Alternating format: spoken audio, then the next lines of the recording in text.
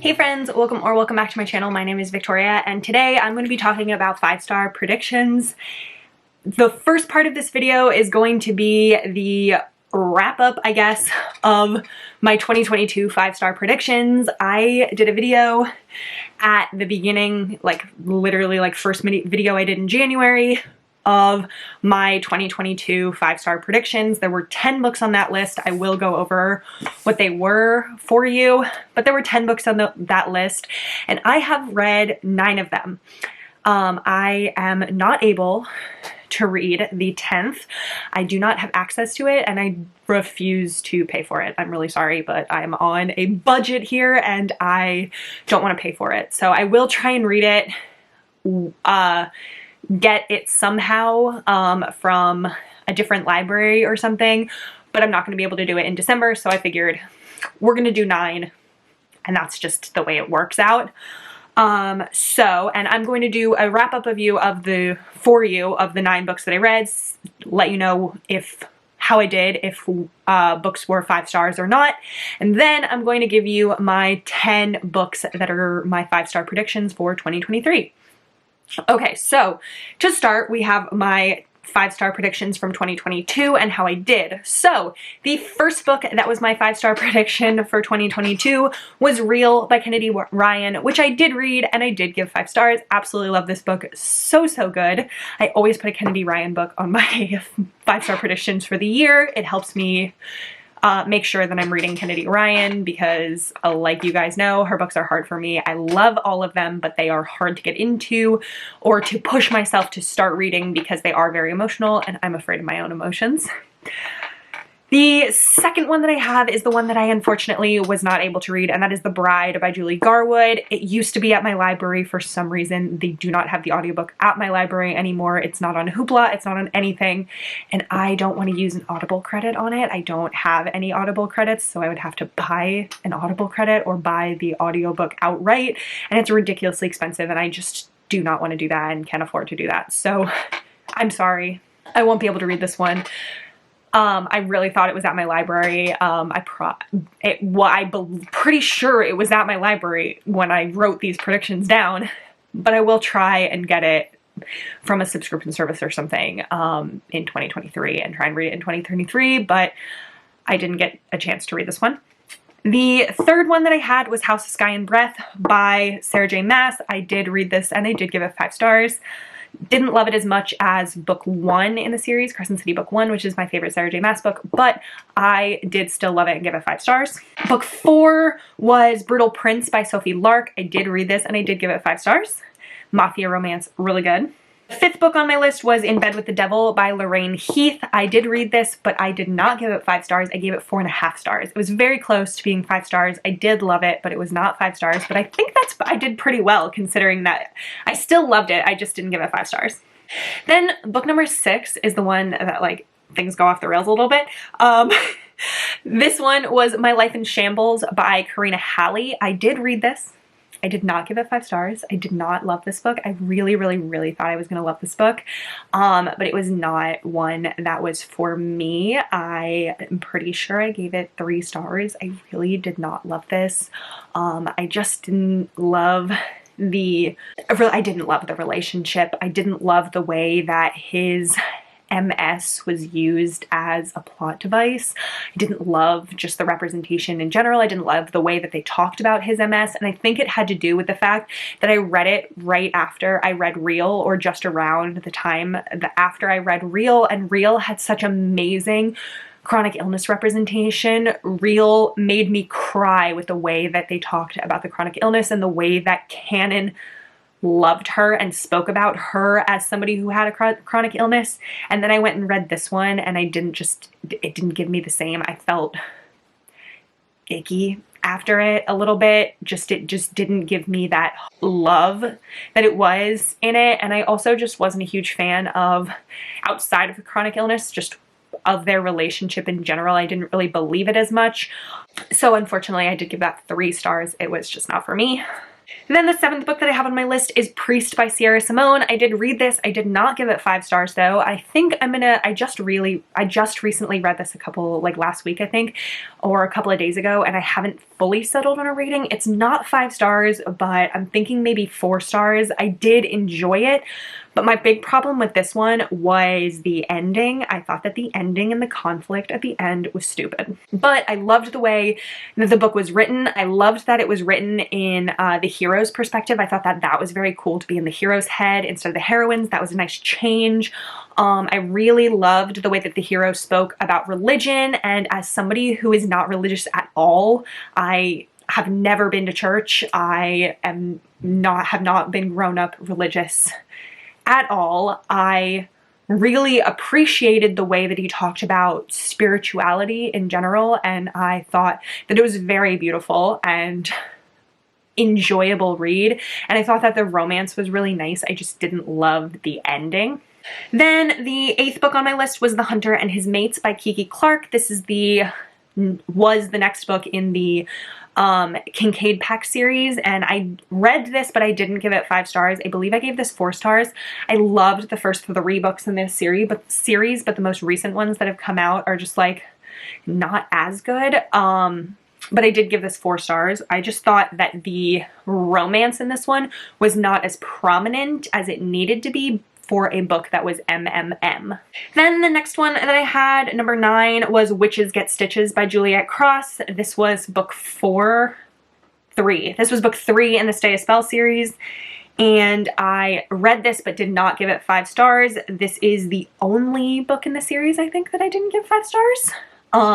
If I had put Always Practice Safe Hex, which also came out in 2023, I would have given it 5 stars, because I did read that one and give it 5 stars also. But this one, it was my least favorite in the series. I still enjoyed it. It just didn't quite make it to 5 stars.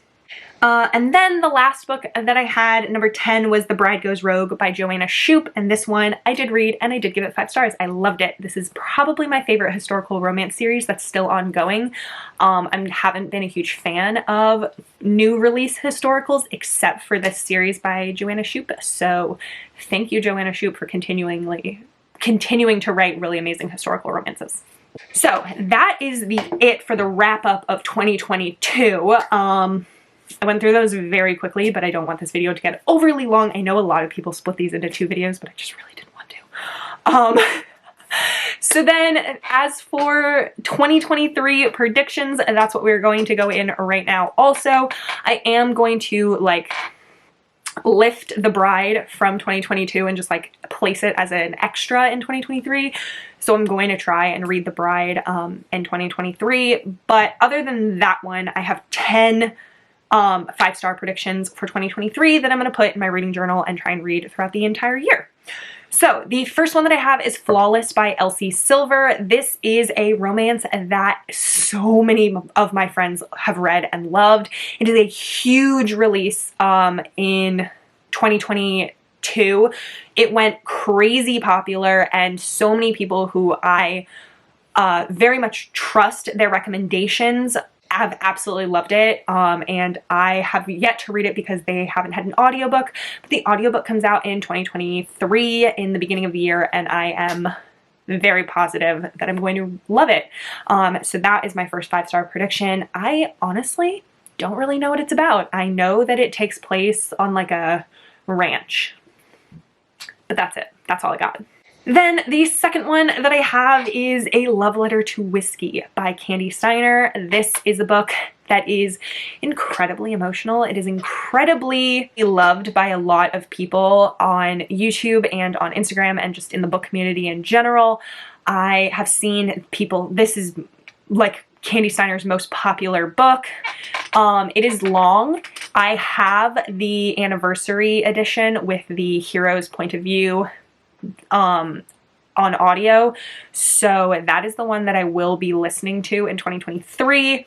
I hope that I love it. I'm pretty sure that I will, just based on everyone else's recommendation of it. However, I have been a little bit nervous about it because it is a right person, wrong time situation. So it is angsty and it's frustrating. And so I think that the payoff will be worth it, but the actual like lead up to their HEA is going to be so frustrating for me. And as somebody who like I said, I'm afraid of my own emotions, I usually get overly frustrated, and so it's going to be interesting. I will probably vlog when I read that book, but holy crap, is it going to be interesting the way that I feel about it. I hope I love it. I'm pretty sure that I'll love it. Then for the third one I have is actually a new release that comes out in 2023, and that is Coach by Devney Perry.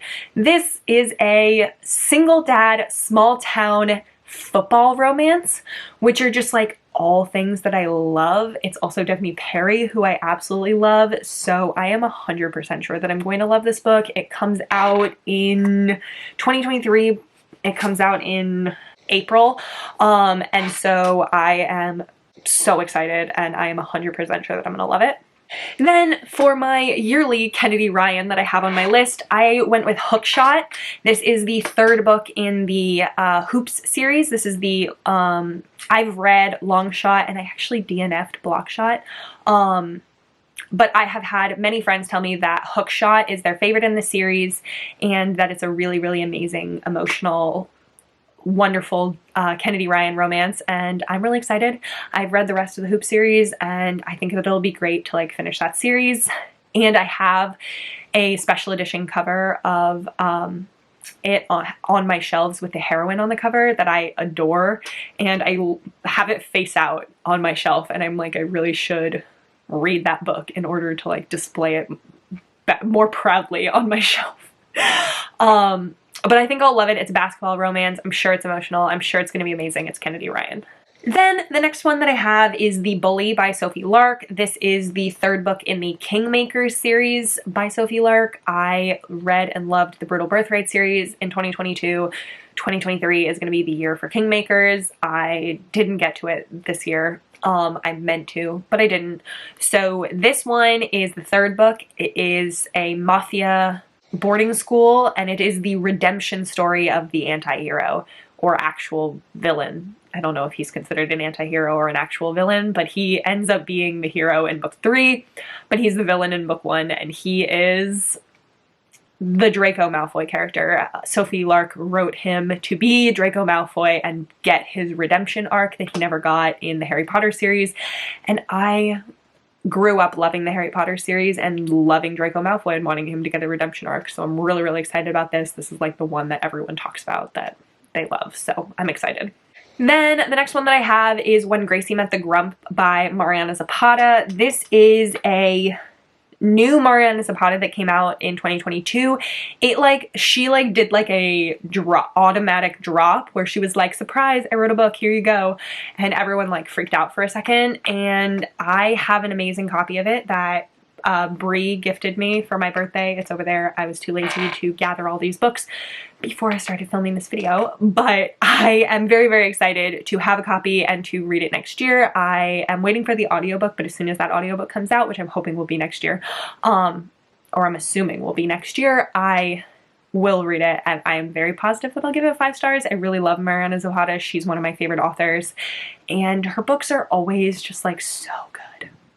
Then number 7, I have Grim and Barrett by Juliet Cross. This is the last book in the Juliet Cross's Stay a Spell series. It is Clara and Henry's book, and I am so excited for it.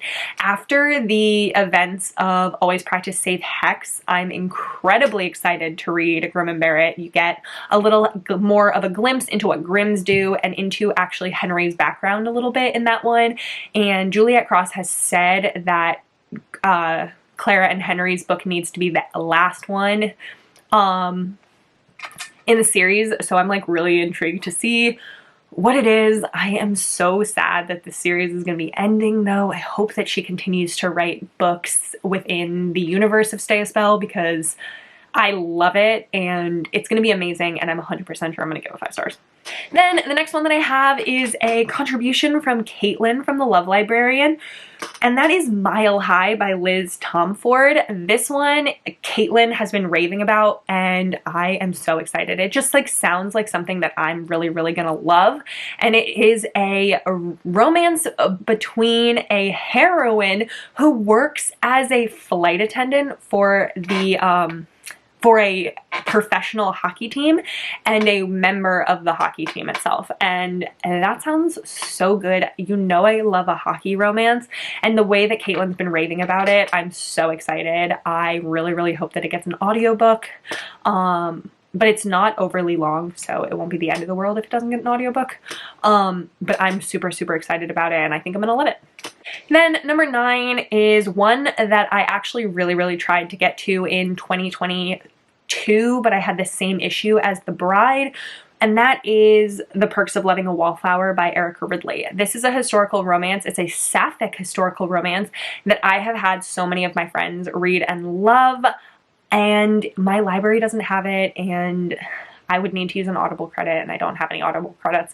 And so I'm going to need to save up an Audible credit and use it on this book because I very, very much want to read it, and I have a physical copy of it, and it looks so good, and so many of my friends have read and love it. And I know that I remember Rachel from Rachel Reads and Sings had read it and talked about it with such passion that I was just like, I really want to read that one. So I think I'm going to absolutely love it, and it is a necessity for 2023. And then the last one that I have is The Culmination of Everything by Christina C. Jones. This book has been on my TBR for years. I have been saying I was going to get to it and going to get to it and going to get to it, and I have not gotten to it yet. And so this is my way of saying I 100% priority need to get to it in 2023. It is a very loved romance. It is a small town romance, emotional, and I really love Christina C. Jones. I've read, I think, 4 or 5 of her books, and I really love them, so I need to read more, and I am very excited to read The Culmination of Everything in 2023. But that is going to be it for this video. That is it for my 5-star predictions and my wrap-up. So I hope that you like this video. Please let me know down in the comments below if you've read any of my 5-star predictions for 2023 and if you think that I'll love them. But that is going to be it. So please like this video if you liked it, subscribe so you can stick around and see more content from me, and I hope that you have a great day. Bye!